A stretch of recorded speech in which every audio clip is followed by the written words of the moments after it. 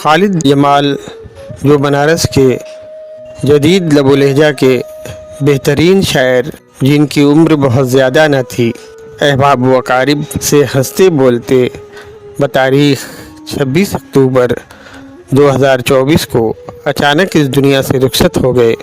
رات کو 3 بجے ہارٹ فیل ہونے کی وجہ سے ان کا انتقال ہو گیا۔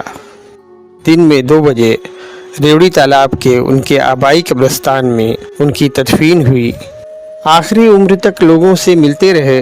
بڑے بھائی ڈاکٹر سلمان راغب کے ذریعہ قائم شدہ زرنگار ویلفیئر سوسائٹی میں آتے رہتے۔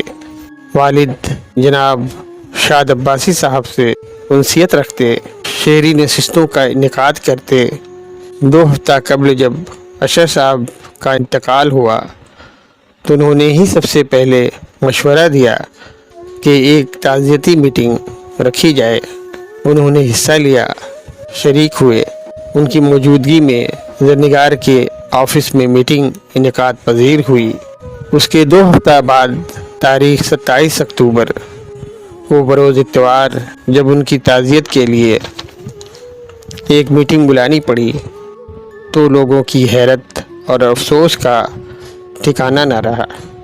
میٹنگ میں جناب شاد عباسی صاحب نے اپنے خیالات کا اظہار کرتے ہوئے فرمایا، جس نے چند روز پہلے مجھ سے کہا تھا کہ اشر صاحب کے انتقال پر ایک تعزیتی میٹنگ ہونا ضروری ہے، آج اسی شخص کی تعزیت میں ہم سب یہاں بیٹھے ہیں۔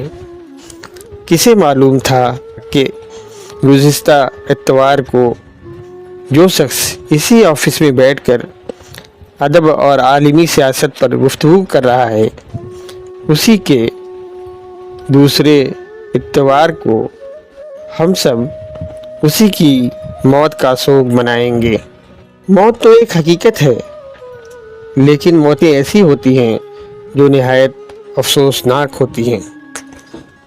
خالد جمال صاحب مزاجاً اتنے نرم تھے کہ کسی بات پر اعتراض بھی بڑے نرم لہجے میں کیا کرتے۔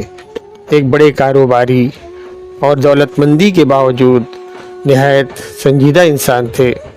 ان کی شاعری پر بات کی جائے تو یہ بات میں وثوق سے کہہ سکتا ہوں کہ اشعار کم کہنے کے باوجود اتنا کم بھی نہیں کہا جا سکتا، لیکن بہت سوچ سمجھ کر کہتے تھے۔ اس کا اندازہ ان کی مطبوعہ کتاب شریک حرف سے لگایا جا سکتا ہے۔ ان کے بارے میں کہنے کو تو بہت کچھ کہا جا سکتا ہے، لیکن اس مختصر بزم میں ہم سب دل کی گہرائیوں سے خراج عقیدت پیش کرتے ہوئے اور دعا گو ہیں اللہ تعالیٰ انہیں کروٹ کروٹ جنت نصیب فرمائے اور ان کے متعلقین کو صبر جمیل عطا فرمائے۔